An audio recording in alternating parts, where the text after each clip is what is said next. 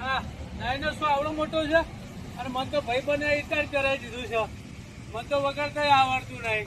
કેટલા બગડવાનું વધારે વાંગડી દબાવવા જાઉં તો મારું હારું તૂટી જાય તો ચાલી તો આની આપણે દેખ જો આ બગીચામાં આવું બધું હોય અને આવા જ જાનવર તો આપણે જોયેલા પણ નથી.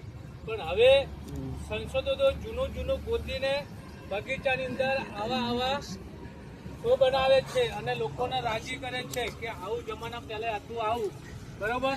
એની પુત્રીને અડવું છે આપણને બીક નહીં લાગે ડુપ્લિકેટ છે. અને અતાર કલાકારનું કામ છે. આપણે તો કલાકાર નહીં. અત્યારે તો બંધ થઈ ગયા છે અને આ ભાઈ બંને પહેરાવી દીધું બધું કરવાનું. બબે ચશ્મા પહેરાવી દીધા છે.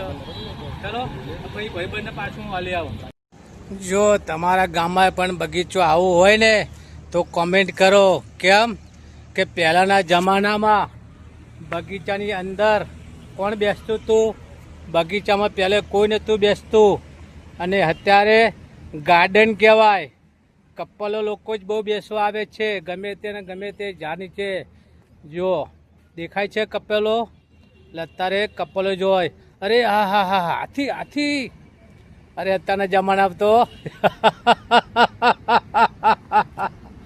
હાથીને જોઈને પણ કોઈ કપલ ડરતા નથી. કેવડું મોટું મારું બેટું જનાવર છે. નામ તો આપણને આવડતું નથી એ જનાવરનું, પણ કેવડું મોટું હતું જોયું તું ને. ડાયનાસોર એવું કંઈક કહેવામાં આવે છે. અને જુઓ આને શું કહેવાય? જુઓ કેવડા મોટા જનાવર છે. આપણાને જોઈને પણ મારી બેટી બીક લાગે બીક. પણ એ જનાવરના આપણે અડીએ છીએ ગળા સુધી પોકાય છે. વધારે પોકાતું નથી. અને પછી તમને બીજું બતાવું. વાઘ કહેવાય છે ને. વાઘ એટલે વાઘ જ કહેવાય. શિયાળ ગજે ને તો ભાઈ કઈ ના વરે, પણ વાઘ ગજે ને તો ભાઈ આ વાઘ છે. આ વાઘ છે કે વાઘના ભાઈ બંધ થતા હોય ને તો વાઘ જેવા જ માણસ હોય.